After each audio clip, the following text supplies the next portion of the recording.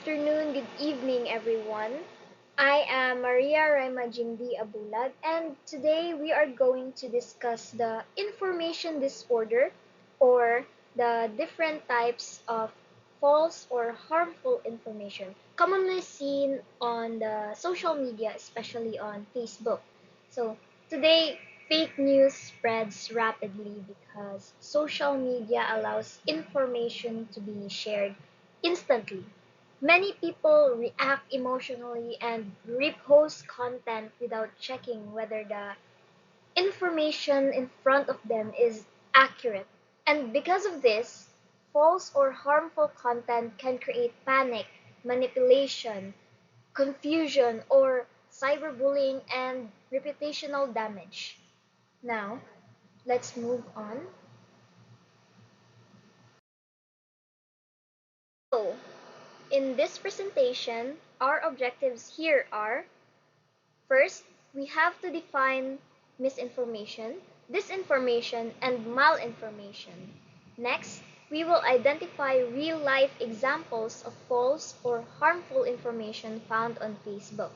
Then, I will demonstrate the techniques used to verify and analyze online posts. And lastly, I will explain the importance of media literacy and responsible sharing on social media. There are different kinds of classifications of harmful information online. Although they may appear similar, they differ based on the intention behind the post or the accuracy of the information and the way the information is used.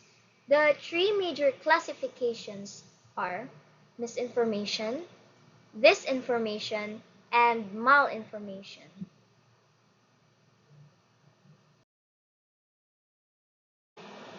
So, what exactly is misinformation? Well, if you ask me, misinformation is the false or inaccurate information shared without the intention to deceive others. Usually, the person spreading the content itself believes that the information is true, but in reality, in misinformation, the information itself is false, but the person resharing it may not realize that it is somehow incorrect. For our misinformation example, we will analyze here a Facebook My Day post claiming that there would be an energy lockdown in the Philippines beginning April 20, 2026. So the advisory instructed the people to prepare like the power banks, solar equipment, rechargeable fans, candles, flashlight, food, medicine, and water, of course. At first glance, here we will see that the advisory appeared believable because it is used government-like formatting, like official-looking logos like the Energy Sector PH logo here. The bold announcement text like the energy lockdown announcement and the emergency style visual presentation. Well, for that it would be the red mark. So the post also encouraged viewers to share the advisory immediately. But however, the Facebook user here only reshared the content through My Day. There was no evidence that the person personally created the fake advisory. This is actually important because it explains why the example is classified as misinformation instead of disinformation. So, the first step in our analysis was to carefully observe the structure here and presentation of the post itself before immediately believing the information. So, I examined here the wording, formatting, the typography, spacing, visual design, emotional tone, and the overall layout. So, immediately we notice several suspicious characteristics of the post. So, one major observation here in the example was the unusual formatting. So, the post used like the oversized bold lettering inconsistent font sizes, and uneven spacing. There's also exaggerated capitalization and dramatic emergency style formatting. For example, phrases here such as prepare your, I think it's cut off. Prepare your what were written in extremely large bold text to immediately create fear and urgency. The advisory also relied on the oversized heading, emotionally alarming word, and visual urgency instead of formal government structure. And the legitimate government advisories are usually designed with the consistent typography, professional formatting, official document structure, memorandum references, and balanced layouts. So, with that in mind, however, the advisory here looked more emotionally dramatic than the professionally governmental. So, after the initial visual analysis, we will proceed with the source verification. So, for source verification involves checking whether the original or origin of information is legitim- legitimate, credible, and officially recognized. So, just like fact checking instead. So, the advisory here used the label Energy Sector PH to verify the source. So, I searched the Facebook page, checked government websites, and searched Google results and compared it with the Department of Energy accounts. After verification, I discovered that the page was not officially verified or it doesn't even exist. So it was actually just made up some sort of sense and it was not connected to the Department of Energy at all.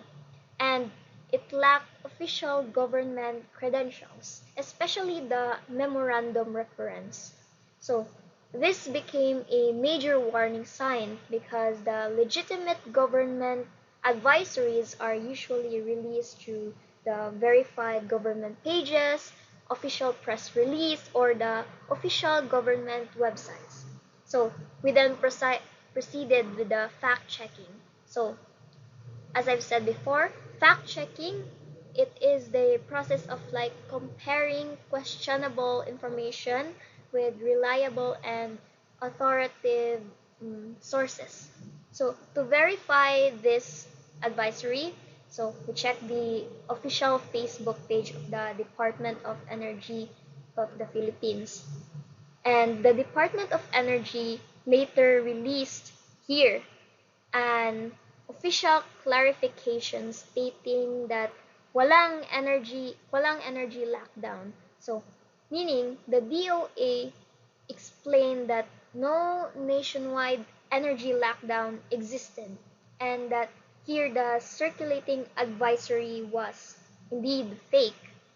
This became one of our strongest pieces of evidence because the clarification itself came directly from the government agency responsible for national energy concerns. So, proceeding with that, I also performed cross-referencing just in case. So, cross-referencing means comparing information across multiple reliable sources to like determine consistency and accuracy. So, I examined the Philippine Information Agency article here that says DOE debunks a new fake news on energy lockdown. I also have here from post from the Office of the Special Assistant to the President, which shows that it also debunks or it shows that there is no such thing as energy lockdown in the Philippines. And I also did here we have from Attorney Reyes del Rosario which shows that the announcement itself is fake. So it means that it is public fact-checking posts or news discussion and independent online analysis here. So I have here multiple reliable sources to consistently confirm that there was no official energy lockdown, no government order, and no declaration matching the advisory of this post. So next, we also analyze the emotional wording of the analysis instead. The post heavily relied on the panic, urgency, um, fear, and emotional persuasion to the people. Such phrases such as prepare your and share this post, or to encourage emotional reactions instead of critical thinking. This type of emotional wording is commonly found in viral misinformation because fear increases the likelihood that people will immediately share the content here. And after combining the source verification, fact checking, cross referencing, formatting analysis, and the emotional language analysis, I concluded that the advisory itself was false. However, because the Facebook user only reshared the content through her My Day and may have genuinely believed it was real, the example is classified as misinformation. So let's proceed with disinformation. Now, what is disinformation? So, disinformation means that a false information intentionally created or spread to deceive or manipulate people. So, unlike the misinformation, disinformation involves deliberate deception.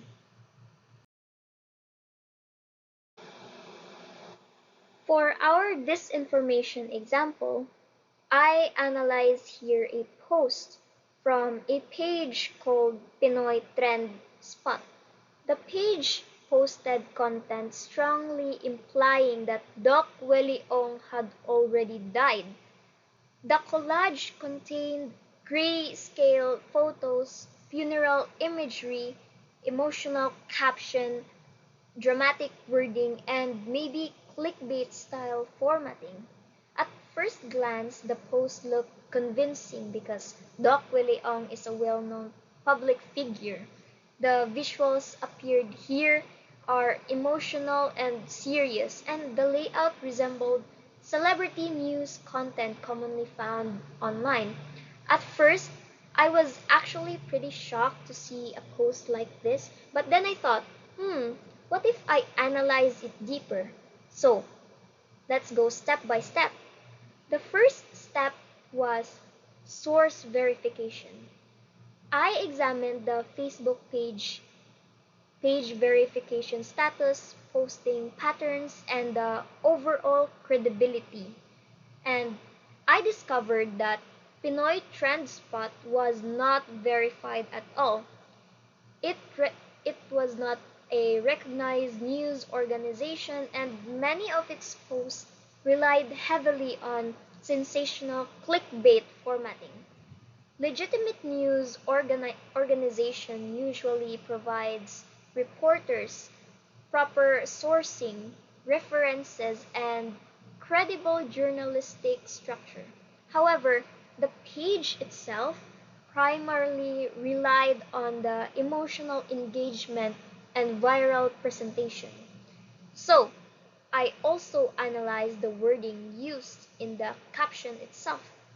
The post contained emotionally manipulative phrases such as final words or couldn't hold back tears and the country emotional. These are actually examples of clickbait and emotionally baiting. The purpose of clickbait actually is to trigger emotional reactions to people, increase engagement, encourage sharing, and manipulate viewers before proper verification occurs. So, we have here, as here in the post, we have a lot of likes actually, or a lot of reactions, and a lot of comments and shares. So I screenshotted here some comments that people believe that Doc Willie Ong is actually dead now. So, for example, here we have deepest condolence to you, Doc Lisa Ong, and to family. So, it's quite concerning that a lot of people really believe this type of fake news without even bothering to analyze or double check what is really the post all about, or if the post is accurate or true at all. So,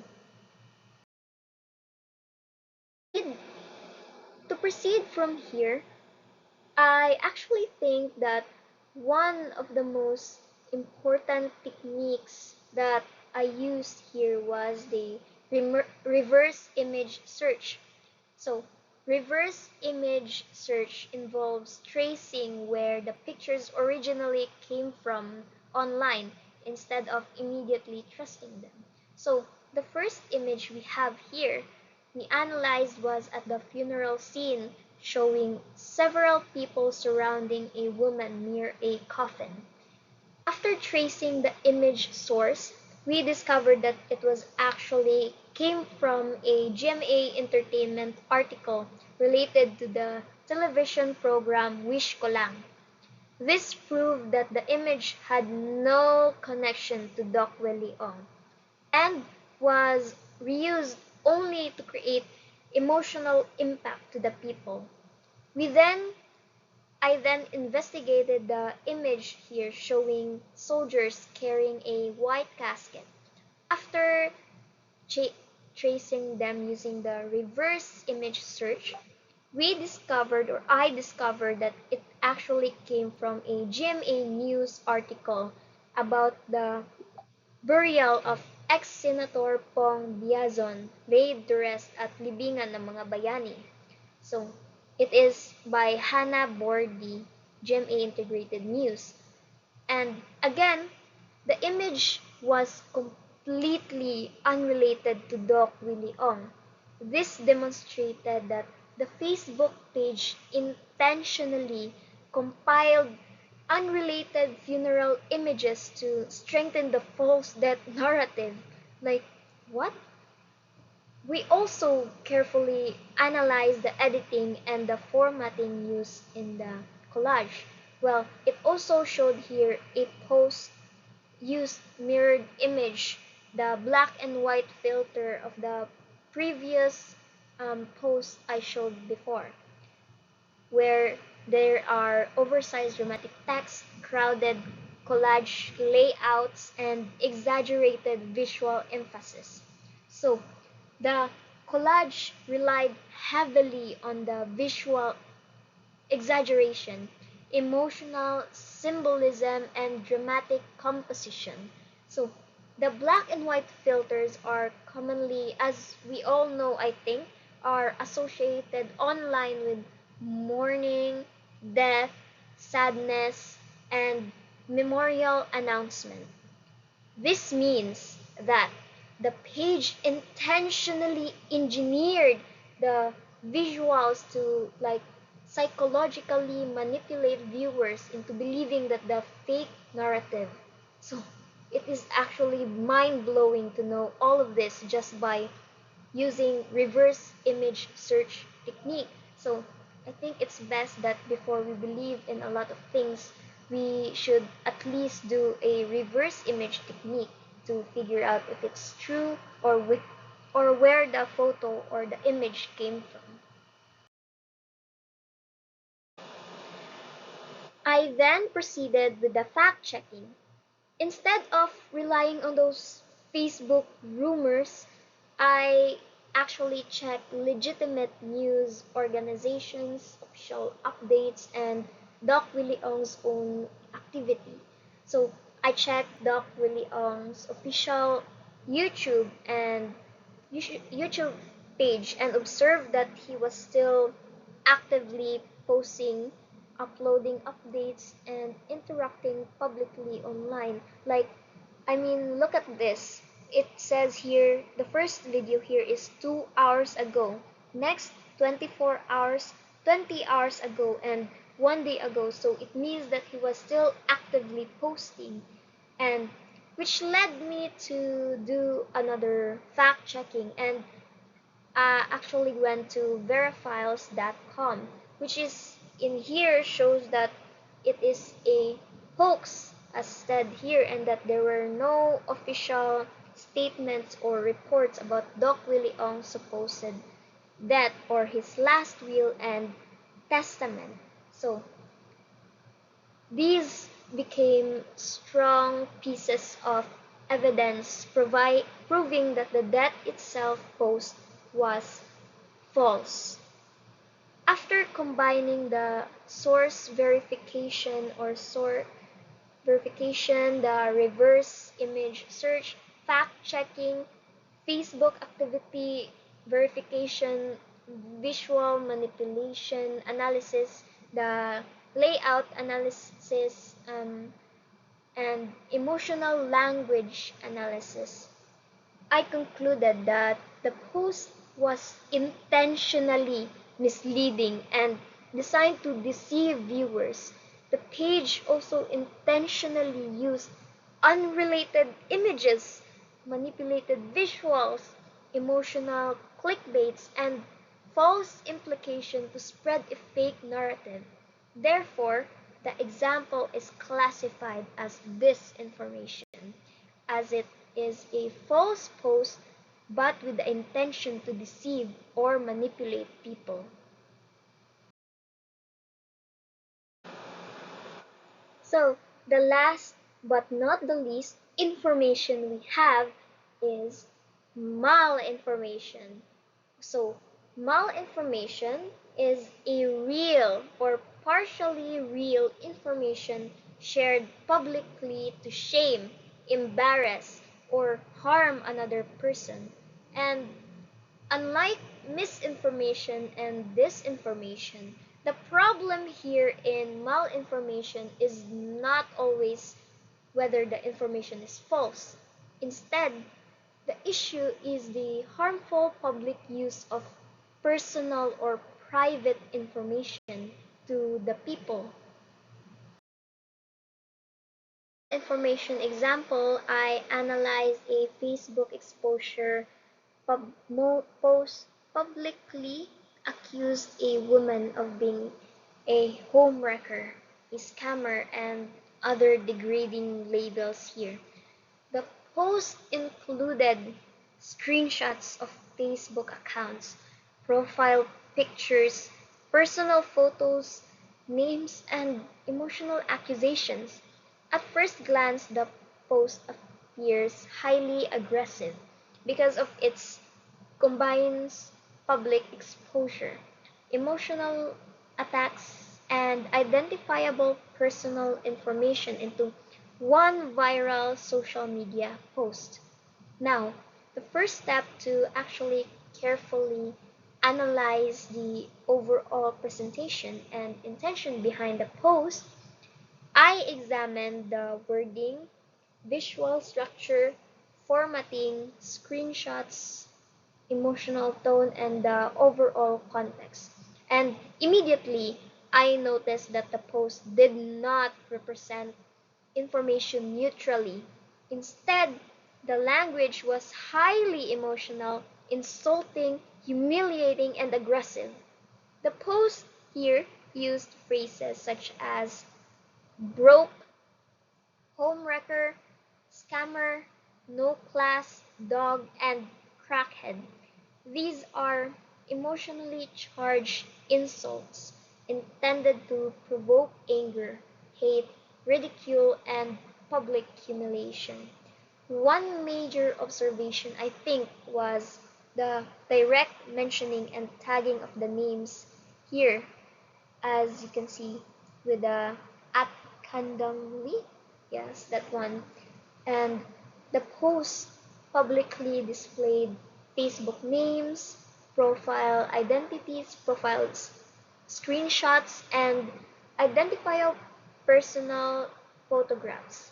By the public exposing these identity, the creator made it quite easier for viewers to search the individual, like to visit the profile, contact the person, and potentially harass them online. This transformed a private conflict into a public spectacle. I also examined here carefully the screenshots themselves. The post included multiple screenshots of Facebook profiles, profile interfaces, friend counts, personal details, and account pages. So these screenshots were arranged together in like a collage, like put them together into a structure to create the impression of evidence. So, however, the screenshots here were not presented objectively. They were combined with the, as I've said, with insults, emotionally accusations, and degrading language. This means that the screenshots were being weaponized publicly for humiliation rather than the neutral informational purposes. I also analyze here how the content was distributed publicly. So the creator uploaded the accusations openly on Facebook and encouraged public sharing. This significantly increases the possibility of what do you call this? Cyberbullying. Yes. There's also mass public judging, online harassment, and reputational damage.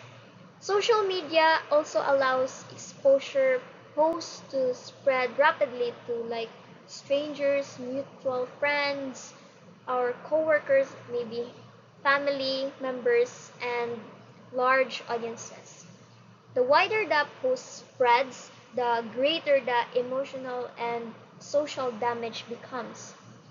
So, after combining the context analysis, privacy, exposure analysis, the emotional language analysis, the screenshot observation, layout analysis, and harm analysis, I concluded that the example is classified as malinformation. The reason is because the post appears to use real names, real identities, real profile screenshots, and real personal information.